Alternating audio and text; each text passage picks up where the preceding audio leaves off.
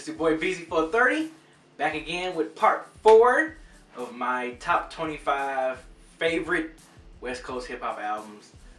Told you guys I was going to make this video. Thank you guys for watching my top 10 2017 instrumental albums, and I mentioned on that video that I was going to finish these up. So I'm definitely finishing these bad boys up so you guys can know what's like my top 10 favorite West Coast hip hop albums, because this video is going to be 10 through 6. And of course, the last video, part 5, is going to be 5 through 1. So, with that being said, oh yeah, don't forget, make sure you subscribe, comment, follow me on Twitter, all that stuff. I'm pretty sure it came up on the bottom of the screen and all that stuff. Instagram, Facebook, all that crap. Not crap, but all that stuff, all that wonderful stuff. Make sure you guys check it out and follow and all that stuff. And thank you for always, as always, again, watching this video and enjoying this video that we're about to kick off with. So, with that being said, let's continue this series with my number 10 for the West Coast albums. Number 10. So let's get started. At number 10, I have Ras Kass, Soul on Ice. Ras Kass, man, this was his big debut, man. Like at the time when this came out, like in '96, yeah, '96.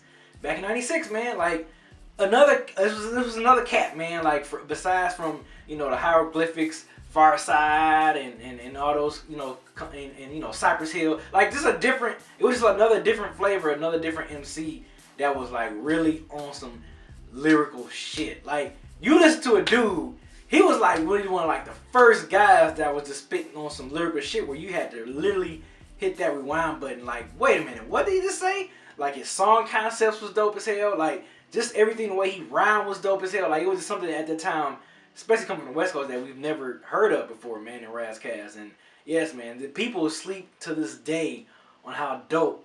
If you have not checked out that album yet, if it's something different you want to hear from the West Coast, not just even just West Coast, just hip hop period, go check out Ras Kass, Soul on Ice, man. You would not be disappointed. Please, well, I ain't gonna say you would not, but it was one of my personal favorites. So Ras Kass, Soul on Ice, man, my number, it gets the 10 spot for me. Number 9, I just mentioned them previously. Souls and Mistress, 93 to Infinity.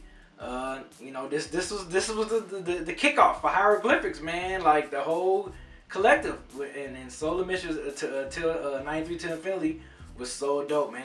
Like at that time when that came out, when I heard that sample and just heard the way the drums sounded, that was like it didn't sound West Coast. It had like a East Coast feel for me at the time when it came out. It was dope as hell, because when I first heard the song, I thought they was from New York. I'm like, okay, is this another crew from New York? But then when I found out that it was from Oakland, I was like, oh snap, West Coast. I'm like, then they making this type of music as well. So I thought that was cool, man. And people always sleep, man. It's just like so many dope tracks on this album. Yeah, on this album, people always talk about the title track, but it was so many joints on there. Live and Let Live, Let Them Know, What a Way to Go Out, Never No More. I mean, it's just like people always play that track, from that album, but that is not the only dope track on that album, man. I mean, like it's that album was so dope. Like I said, it kicked off the crew. Like it went on from there.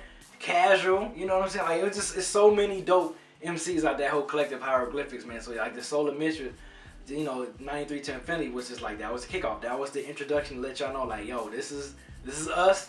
And then just individually, they started, each people of the hieroglyphics was just releasing albums and stuff. Dale, the fucking Homie Sapien, like, come on, it's so much dope stuff, man. So yeah, at number 9, Souls and Mischief, 93 to Infinity.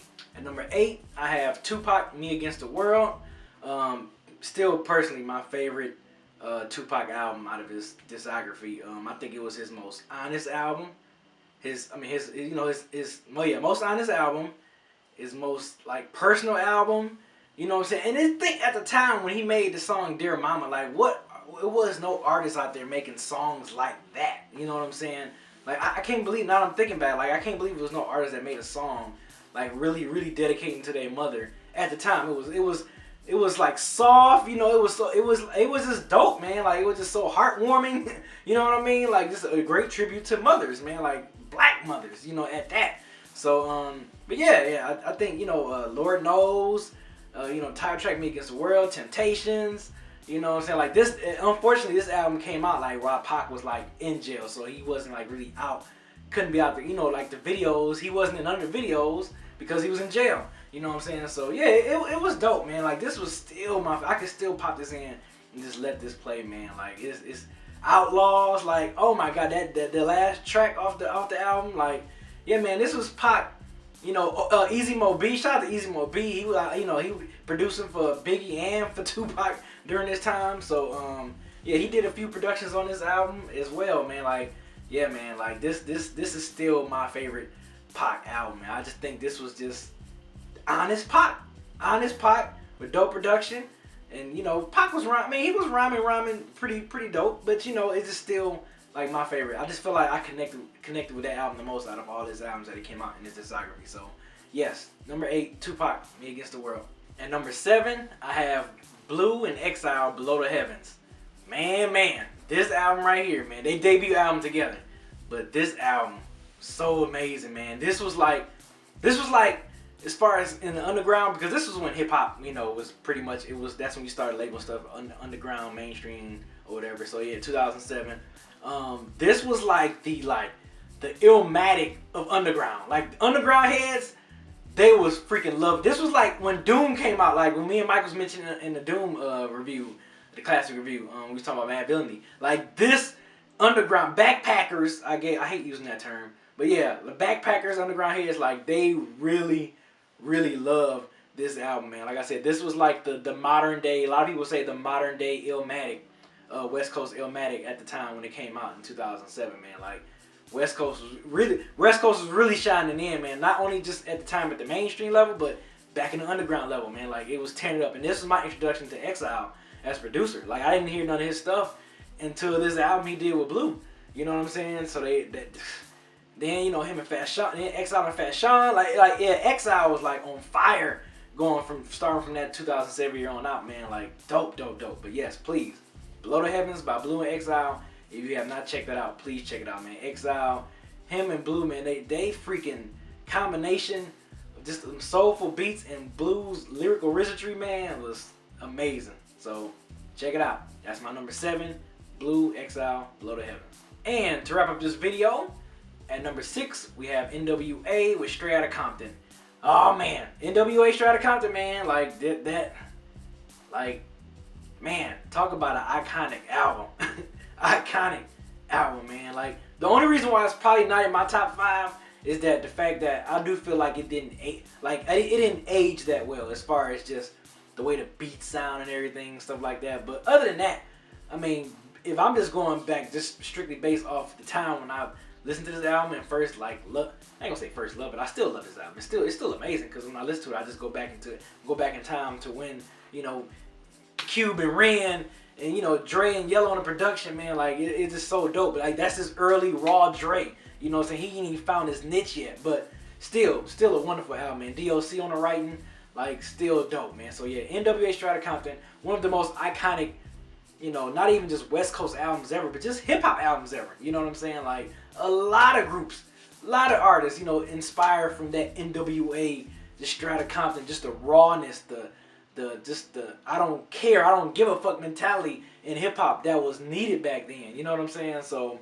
yeah, NWA Straight Outta Compton, number 6, and that wraps up this video. Be sure check out my final video, my part 5 of the series, where I go my top 5 through 1 albums. So once again, always thank you guys for watching. Hope you guys enjoyed the video. Comment, let me know what you guys think. I mean, I know it's personal opinion, so I know some folks will be like, man, how come you don't got this album? How come you don't got this album? You know, just, it is what it is. But that's what's fun about these videos, man. That's what I like about them. I like when people get mad or complain about my list or something like that. I just be like, well, this is my list. So, you know, if you get mad, you know, just make your own list. But other than that, man, this is your boy Beezy430, man. Check y'all later. Peace.